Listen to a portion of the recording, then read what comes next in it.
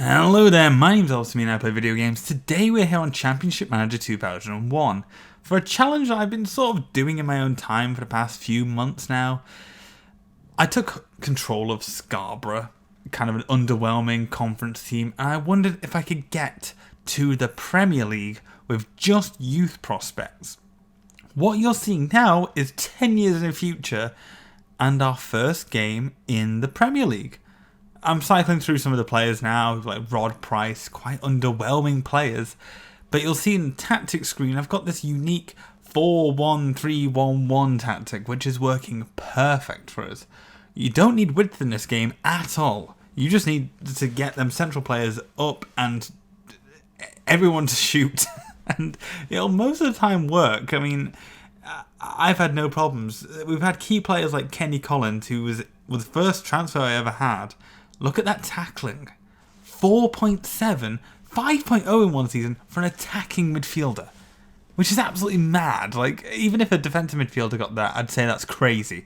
But he's an attacking mid. He's one of a kind. But, so we couldn't loan players. He couldn't buy any players. It was only through the youth systems, both in the reserves and with the sort of scouting system. And we got some really unique results. I mean, you're looking at some of these players. None of them are exceptional, to be honest. Ian Darby's probably the best of the bunch. The next player I'm going to show, though, not in this team, but John Ostenbo, who starts a game at Liverpool. He's a centre-back, right? So he plays in centre of defence. No. Play this guy in the lower leagues, in midfield, and he is a passing machine. He's got 20 creativity, and I've noticed that 20 creativity players are absolutely phenomenal at making chances. Obviously, that's part of being a creative player. But in this game, it's kind of broken, to be honest. And he would get like 100 passes in a game completed. It's phenomenal. He's not that good in the higher leagues, though. So I wouldn't do it too much. But here we're going to just have a really peruse through, changing all the people in the team, and here we go. And this is the first game of the Premier League, and let's be honest, that looks like mostly Ipswich. They've got this fantastic Steven Shearer guy. I mean, most of his things were masked, but his attributes were masked, but he looked like a phenomenal player. It's already 2-0 in our first game. And to be honest, you're seeing a lot of blue commentary and not a lot of red.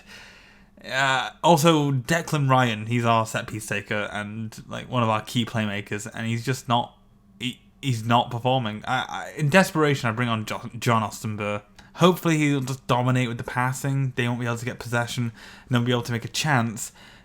It didn't seem to happen like that, and we ended up with another injury. Kenny Collins taken down one of our key defensive players. Although my keeper got man of the match, so not all bad.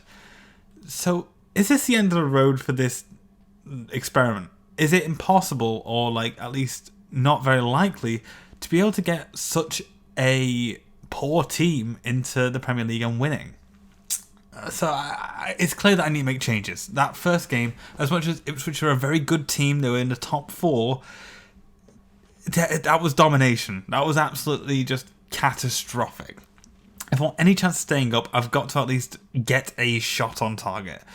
So we make a change of getting rid of the centre, the CDM, replacing it with Graham Hughes, because when he came on, he had a lot more tackles. You notice in the Stoke team, by the way, they've got David Prutton and Kenny Miller, 2 Championship Manager beauties right there.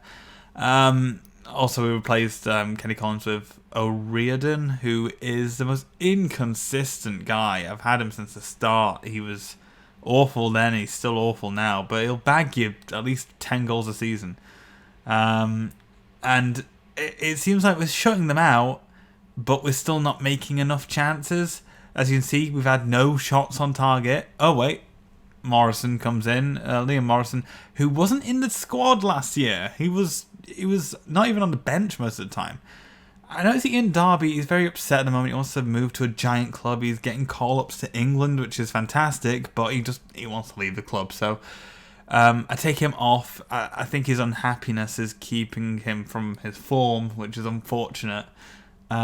I'll stick off Ross, which makes no sense now I've just looked at that. But, Quinn comes off the bench and bags one in, which makes me think, is Quinn the choice rather than Derby? Because the game seemed to shift quite a lot when I changed CDM, sorry, not CDM, and I changed my centre forward. Let's just barrel through into the next game, because we're on a roll. We've got one win in the Premier League, which is more than I anticipated, to be honest. These tactics are good, but I thought there was a limit. Liam Morrison, is average. You can see, I'm considering replacing him with Mick Fisher. But I think, no, let's give him a chance. And I make the big decision, the big call of getting rid of my star striker of last year and replacing it with my dud for the last 2 years. Alex Quinn is coming on. I hope his name's Alex Quinn now. It is. Okay, I was thinking it might be Andy Quinn. And we replace our left back because left back is a bit poorly at the moment. Again, this left back has been awful for me, Tommy Gibson, but because they're youth prospects, they actually improved relatively quickly, so it's quite nice in that way. Against Gillingham, no pushover. They've been a Premier League team for a while now in this alternate universe. I don't know why Gillingham were so good so quickly, but they're definitely established, and Alex Quinn gets a goal. And this is unexpected, but I'm happy I made a call to change it up.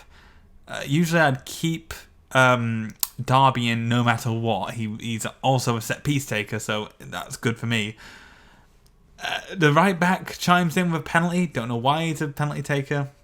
I was going to switch it to Quinn just so I could try and get him to the top goal scorer rankings, but I was too slow, clearly. But we're 2-0 up, and our players are all playing fantastic, except for Underwood. But the position he's in, as in the actual position on the pitch, it's not really made for high ratings. He's sort of semi-marking, semi-attacking.